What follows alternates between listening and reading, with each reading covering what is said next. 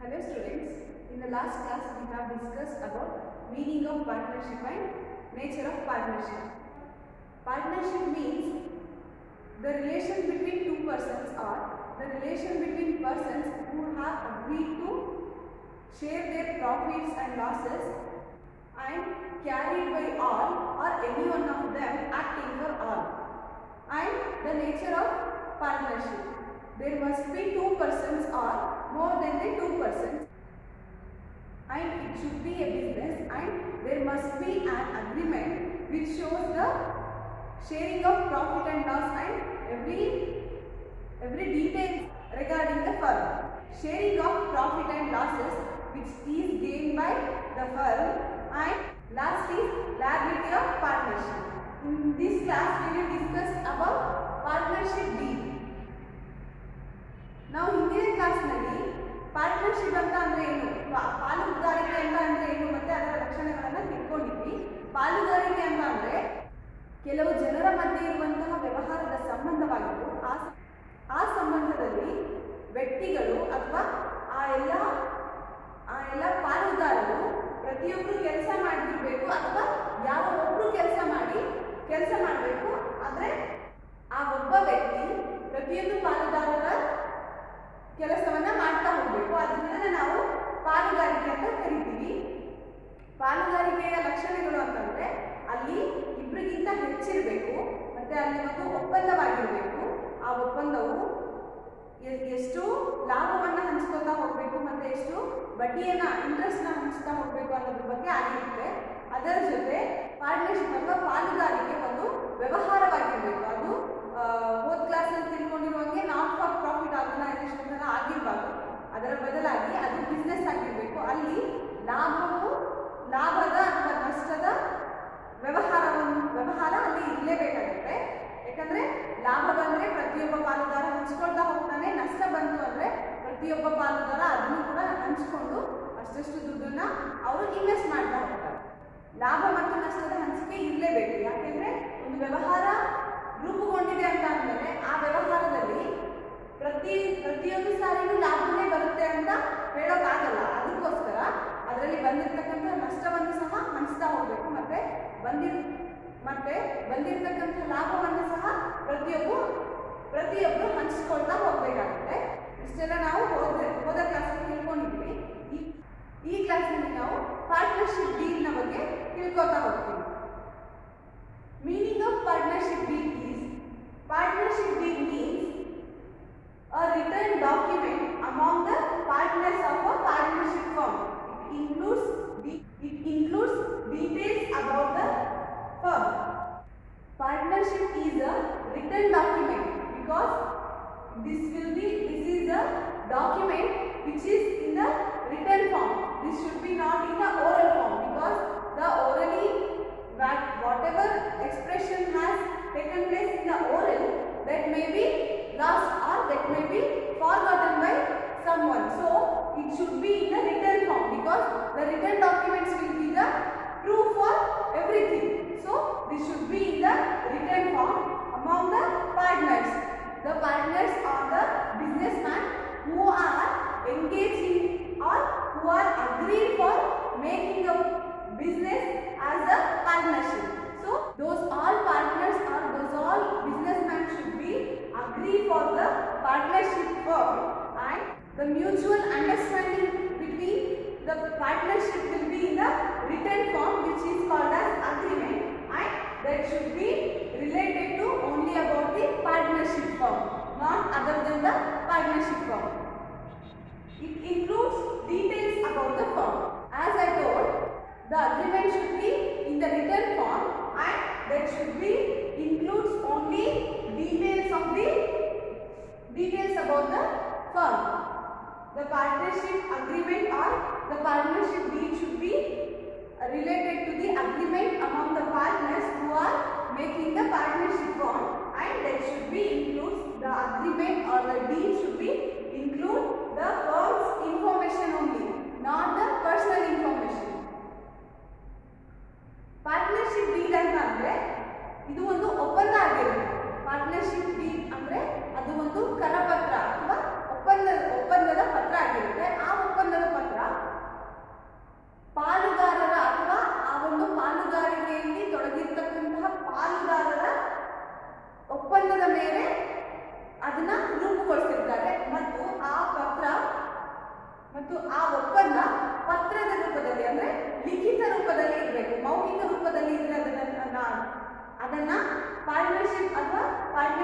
Deed ಅಂತಾನು consider ಮಾಡೋಕ್ಕಾಗಲ್ಲ, ಮತ್ತೆ ಅಗ್ರಿಮೆಂಟ್ ಅಂತಾನು ಕನ್ಸಿಡರ್ ಮಾಡೋಕ್ಕಾಗಲ್ಲ. ಯಾಕೆಂದ್ರೆ ಕೆಲವೊಂದು ಸಾರಿ ಹೇಳಿಕೆಗಳು ಮರೆಯಲಾಗುತ್ತೆ. ಹಾಗಾಗಿ ಅದನ್ನ ನಾವು ಪಾರ್ಟ್ನರ್ಶಿಪ್ನ ಡೀಡನ್ನು ರಿಟರ್ನ್ ಫಾರ್ಮ್ ಅಂದರೆ ಲಿಖಿತ ರೂಪದಲ್ಲಿ ಹೊಂದ್ಕೊಳ್ಳೋದು ತುಂಬ ಮುಖ್ಯ ಆಗಿರುತ್ತೆ. ಲಿಖಿತ ರೂಪದ ಒಪ್ಪಂದ ಪತ್ರವು ಅವರು ಯಾವ ಒಂದು ಪಾರ್ಟ್ನರ್ಶಿಪ್ ಅಥವಾ ಪಾಲುದಾರಿಕೆಯನ್ನ ರೂಪುಗೊಳಿಸೋದಕ್ಕೋಸ್ಕರ ಅಂತ ಪ್ಲಾನ್ ಮಾಡಿರ್ತಾರೆ, ಯೋಚನೆ ಮಾಡಿರ್ತಾರಲ್ಲ, ಅದರ ಬಗ್ಗೆ ಮಾತ್ರ ಅದು ಪೂರ್ತಿಯಾದ ಸಂಕ್ಷಿಪ್ತವಾದ ಮಾಹಿತಿಯನ್ನ ತಿಳಿಸ್ತಾ ಇರಬೇಕು. ಯಾವುದೇ ಒಂದು ವೈಯಕ್ತಿಕವಾದಂತಹ ಇನ್ಫಾರ್ಮೇಶನ್ ಅಥವಾ ಮಾಹಿತಿಯನ್ನ ತಿಳಿಸ್ತಾ ಇರಬಾರ್ದು. ಅದು ಕೇವಲ ಪಾರ್ಟ್ನರ್ಶಿಪ್ ಫರ್ಮ್ ಪಾಲುದಾರಿಕೆಯ ಸಂಸ್ಥೆಯ ಬಗ್ಗೆ ಮಾತ್ರ ಎಲ್ಲ ಸಂಕ್ಷಿಪ್ತವಾದ ಮಾಹಿತಿಯನ್ನ ತಿಳಿತಾ ಹೋಗಬೇಕು ಅಥವಾ ಕೊಡ್ತಾ ಹೋಗಬೇಕು. ಆ ಒಂದು ಅಗ್ರಿಮೆಂಟ್ನ ಅಥವಾ ಪಾರ್ಟ್ನರ್ಶಿಪ್ ಡೀಲ್ನ ನೋಡಿದ ತಕ್ಷಣ ಗೊತ್ತಾಗಬೇಕು ಆ ಒಂದು ಬಿಸ್ನೆಸ್ನಲ್ಲಿ ಯಾರಿದ್ದಾರೆ, ಎಷ್ಟು ಜನ ಇದ್ದಾರೆ, ಆ ಬಿಸ್ನೆಸ್ ಯಾವ ಕಾರಣಕ್ಕೋಸ್ಕರ ರೂಪುಗೊಳಿಸಿದ್ದಾರೆ ಅನ್ನೋದ್ರ ಬಗ್ಗೆ ಎಲ್ಲ ಅದರಲ್ಲಿ ಸಂಕ್ಷಿಪ್ತವಾದ ಮಾಹಿತಿಯನ್ನ ಕೊಡಲೇಬೇಕಾಗುತ್ತೆ. ಅದನ್ನ ನಾವು ಪಾರ್ಟ್ನರ್ಶಿಪ್ ಡೀಡ್ ಅಂತ ಹೇಳ್ತಾ ಹೋಗ್ತೀವಿ. This is the contents or the details which the partnership should be included. In the agreement or in the deed, the first thing is that should include the name and address of the firm. Firm's name and the address where it is established should be partnership na deed ಅಥವಾ partnership ನಲ್ಲಿ ಒಪ್ಪಂದದ ಒಂದು ಪತ್ರ ಇರುತ್ತಲ್ಲ, ಅದರಲ್ಲಿ ಈ ಎಲ್ಲ ಅಂಶಗಳು ಕಂಪಲ್ಸರಿಯಾಗಿ ಎಕ್ಸ್ಪ್ಲೈನ್ ಮಾಡಿರಬೇಕು. ಅಂದರೆ ಈ ಎಲ್ಲ ಅಂಶಗಳ ಬಗ್ಗೆ ಅಲ್ಲಿ ಮಾಹಿತಿಯನ್ನು ನೀಡಿರಬೇಕು. ಆ ಎಲ್ಲ ಅಂಶಗಳು ಮೊದಲನೇ ಅಂಶ name and address of the firm. ಮೊಟ್ಟ ಮೊದಲನೆಯದಾಗಿ ಆ ಒಂದು ವ್ಯವಸ್ಥೆ ಅಥವಾ ಆ ಒಂದು ಸಂಸ್ಥೆಯ ಹೆಸರು ಮತ್ತೆ ವಿಳಾಸವನ್ನು ಅದರಲ್ಲಿ ತಿಳಿಸಿರಬೇಕು. ಆ ಒಂದು ಡೀಡ್ನಲ್ಲಿ ಅದರ ಮಾಹಿತಿಯನ್ನು ತಿಳಿಸಿರಬೇಕು. Name and address of the partners. The name and address of the partners who are engaged in the partnership firm, that should be details that should be included or that should be explained in the partnership deed. ಪಾಲುದಾರಿಕೆಯಲ್ಲಿ ತೊಡಗಿರ್ತಕ್ಕಂತಹ ಪಾಲುದಾರರ ಹೆಸರು ಮತ್ತು ವಿಳಾಸವನ್ನಾಗಿ ಸಂಪೂರ್ಣವಾದ ಮಾಹಿತಿಯನ್ನು ತಿಳಿಸಿರಬೇಕು. Amount of capital. The partners who are engaged in the partnership firm, they should contribute their money in the firm. So the money which they are contributed for the partnership firm, that should be explained in the partnership deed. Partnership deed ನಲ್ಲಿ ಪ್ರತಿಯೊಂದು ಪಾಲುದಾರ ಅವನು ಹಾಕಿರ್ತಕ್ಕಂಥ ಬಂಡವಾಳದ ಬಗ್ಗೆ ಮಾಹಿತಿಯನ್ನು ಕೊಟ್ಟಿರಬೇಕಾಗುತ್ತೆ. Date of commencement. The details of commencement of business should be explained in the partnership deed. Partnership deed ನಲ್ಲಿ ಆ ಒಂದು ಪಾಲುದಾರಿಕೆಯ ದಿನ ಮತ್ತು ಆ ಪಾಲುದಾರಿಕೆಯ ವರ್ಷದ ಬಗ್ಗೆ ಅದರಲ್ಲಿ ಸಂಪೂರ್ಣವಾದ ಮಾಹಿತಿಯನ್ನು ನೀಡಿರಲೇಬೇಕಾಗಿದೆ. Rules regarding bank account. Rules about the bank account, in which bank they are opened the partnership bank account, that should be explained in the partnership deed only.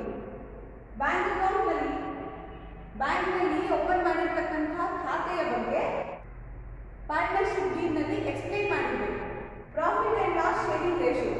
The deed should contain the ratio on which the profit and loss should be shared to the partners. That should be details, and the details about sharing of profit and loss ratio should be included in the partnership deed. Partnership deed ನಲ್ಲಿ ಪ್ರತಿಯೊಬ್ಬ ಪಾಲುದಾರರಿಗೆ ಸೇರಬೇಕಾದಂತಹ ಲಾಭ ಮತ್ತು ನಷ್ಟದ ಶೇರ್ನ ರೇಷಿಯೋವನ್ನು explain ಮಾಡಿರಬೇಕಾಗುತ್ತೆ. Rate of interest on capital, loan and drawings, etc. The rate of interest on capital should be explained in the partnership deed, as well as the loans and drawings should be explained in the deed only. Partnership deed ನಲ್ಲಿ ಅವರು ಹಾಕಿರ್ತಕ್ಕಂಥ ಬಂಡವಾಳದ ಮೇಲೆ ಬರ್ತಕ್ಕಂಥ ಬಡ್ಡಿಯನ್ನ ಮತ್ತೆ ಅವರು ತೆಗೆದುಕೊಂಡಂತಹ ಸಾಲ, ಹೊರಗಡೆ ತೆಗೆದುಕೊಂಡಂತಹ ಸಾಲದ ಮೇಲೆ ಹೇರಲಾದಂತಹ ಬಡ್ಡಿ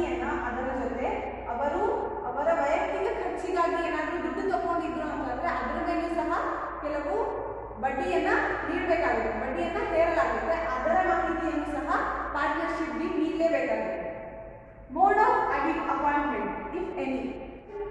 If the partnership is maintaining an auditor for whole time, then that is different.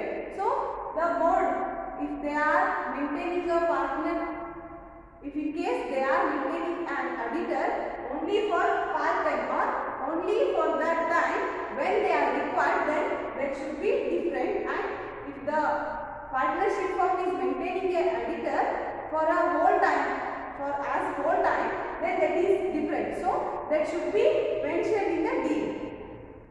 Auditor ನ ಕೆಲಸ ಕೇವಲ ಪಾರ್ಟ್ನರ್ಶಿಪ್ ಫರ್ಮ್ ನಲ್ಲಿ ಫೈನಾನ್ಷಿಯಲ್ ಇಯರ್ ನ ಕೊನೆಯಲ್ಲಿ ಮಾತ್ರ ನಮಗೆ ಅವ್ರು ಬೇಕಾಗಿದ್ರು ಅಂತ ಆ ಸಮಯದಲ್ಲಿ ಮಾತ್ರ ಅವರಿಗೆ ನಾವು ದುಡ್ಡು ಪೇ ಮಾಡ್ತಿದ್ದೀವಿ ಅಂದ್ರೆ ಆ ಒಂದು ಆಡಿಟರ್ ಬೇರೆ ಆಗಿರ್ತಾನೆ. ಮತ್ತೆ ಒಬ್ಬ ಆಡಿಟರ್ ನ ಫುಲ್ ಟೈಮ್ ಅಂದ್ರೆ ಪೂರ್ತಿ ವರ್ಷದವರೆಗೂ ಒಂದು ಕಂಪನಿ ಅಥವಾ ಒಂದು ಬಿಸ್ನೆಸ್ ಫರ್ಮ್ ಅವರನ್ನ ಮೇಂಟೈನ್ ಮಾಡ್ತಿದ್ದಾರೆ ಅಂತಂದ್ರೆ ಆ ಒಂದು ಆಡಿಟರ್ನ ಮೋಡ್ ಬೇರೆ ಆಗಿರುತ್ತೆ. ಹಾಗಾಗಿ ಅವರು ಒಬ್ಬ ಆಡಿಟರ್ನ ಅಪಾಯಿಂಟ್ ಮಾಡ್ಕೊಂಡಿದ್ದು ಯಾವ ರೀತಿಯಲ್ಲಿದೆ ಅನ್ನೋದನ್ನ ಸಹ ಅಲ್ಲಿ ಎಕ್ಸ್ಪ್ಲೇನ್ ಮಾಡಬೇಕಾಗುತ್ತೆ. Salary commission payable to partner. If in case only one partner or only two partners are engaging or they are working in the business as a worker, then there is a need to pay some salary, and there are some modes in which the commission should be paid to a partner. Then that mode or that payable amount or the name of the partner should be mentioned in the deed only. ಕೆಲವೊಂದು ಸಾರಿ ಆ ಪಾಲುದಾರರು ಯಾರೆಲ್ಲ business ನಲ್ಲಿ ಅಥವಾ ಯಾರೆಲ್ಲ firm ನಲ್ಲಿ ಕೆಲಸ ಮಾಡ್ತಿದ್ದಾರೆ ಅವರಲ್ಲಿ ಯಾವುದೋ ಒಬ್ಬ ಪಾರ್ಟ್ನರ್ ಅಥವಾ ಯಾವುದೋ ಒಬ್ಬ ಪಾಲುದಾರ ಆ ಒಂದು ಫರ್ಮ್ ನಲ್ಲಿ ಅವನ ಸೇವೆ ಬೇರೆ ತರ ಆಗಿರುತ್ತೆ. ಅಂದ್ರೆ ಆ ಒಂದು ಪಾಲುದಾರ ಆ ಒಂದು ಬಿಸ್ನೆಸ್ ನಲ್ಲಿ ಕೆಲಸಗಾರನ ರೂಪದಲ್ಲಿ ಕೆಲಸ ಮಾಡ್ತಿರ್ತಾನೆ, ಕೆಲಸಗಾರನ ರೂಪದಲ್ಲಿ ಕೆಲಸವನ್ನ ಮಾಡ್ತಿರ್ತಾರೆ. ಹಾಗಾಗಿ ಅವನಿಗೆ ಕೆಲವು ಸ್ಯಾಲರಿಯನ್ನ ಕೊಡ್ಬೇಕಾಗಿರುತ್ತೆ ಅಥವಾ ಕಮಿಷನ್ ಕೊಡ್ಬೇಕಾಗಿರುತ್ತೆ. ಹಾಗಾಗಿ ಅದರ ಡೀಟೇಲ್ಸ್ ಗಳನ್ನ ಸಹ ಪಾರ್ಟ್ನರ್ಶಿಪ್ ಡೀಡ್ ನಲ್ಲಿ ನೀಡಬೇಕಾಗುತ್ತೆ. Rights, duties and liabilities of every partner. In partnership deed every person or every partner has some rights to commence the business or take care of the business. So those must be known by every partner. At the same time, every partner has some duties and he has to do his duties. So that should be known by every partner, and the liabilities which are given to every partner, that is also important to know. So those all should be explained in the deed.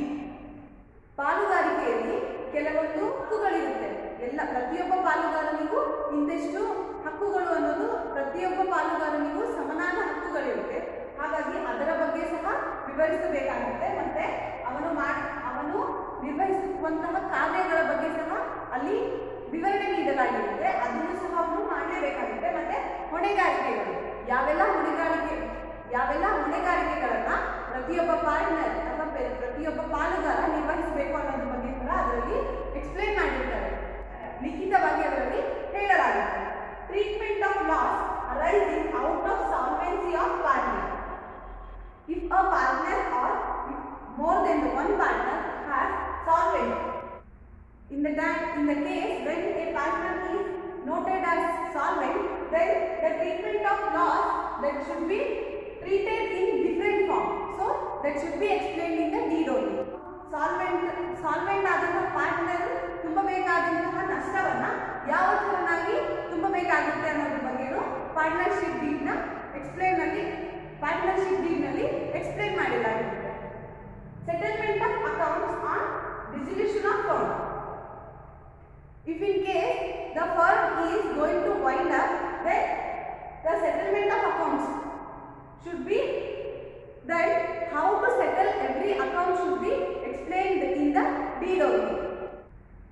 ವ್ಯವಹಾರವನ್ನ ಮುಕ್ತಾಯಗೊಳಿಸಬೇಕು ಅನ್ನುವಂತಹ situation ನಲ್ಲಿ ಅಥವಾ ಆ ಒಂದು situation ಬಂದಾಗ ಯಾವ ತರ ಪ್ರತಿಯೊಂದು ಅಕೌಂಟ್ಸ್ ನ ಹ್ಯಾಂಡಲ್ ಮಾಡ್ತಾ ಹೋಗ್ಬೇಕು ಅನ್ನೋದ್ರ ಬಗ್ಗೆನೂ ಪಾರ್ಟ್ನರ್ಶಿಪ್ ಡೀಡ್ನಲ್ಲಿ ಮುಂಚಿತವಾಗಿಯೇ ಯೋಚನೆ ಮಾಡಿ ಅದರ ಬಗ್ಗೆನೂ ಸಹ ಅವರು ವಿವರಣೆ ಮಾಡಲಾಗಿದೆ. Rules followed in case of admission, retirement or death of a partner. If in case in partnership a new partner is entered, then that is called as admission of a partner. So in that case the rules are different, right? That should be mentioned in the form or in the deed. And if a partner is wind up in his partnership, then that is called as retirement of a partner. So at that time the rules and the cases will be different. So that should be explained in the deed only. If in case a partner has passed away, then the rules will be different. So those all rules should be explained in the deed only. ಕೆಲವೊಂದು ಸಾರಿ ಪಾಲುದಾರಿಕೆಯಲ್ಲಿ ಹೊಸ ಪಾಲುದಾರನ ಆಗಮನ ಆಗಿರುತ್ತೆ, ಅಥವಾ ಒಂದೊಂದು ಸಾರಿ ಯಾವುದೋ ಒಬ್ಬ ಪಾಲುದಾರ ಆ ಒಂದು ಪಾಲುದಾರಿಕೆಯಿಂದ ನಿರ್ಗಮನ ಹೊಂದಿರ್ತಾನೆ. ಆ ಒಂದು ಸಮಯದಲ್ಲೂ ಸಹ ರೂಲ್ಸ್ಗಳು ಮತ್ತು ನಿಯಮಗಳು ಬೇರೆ ಬೇರೆ ಆಗಿರುತ್ತೆ.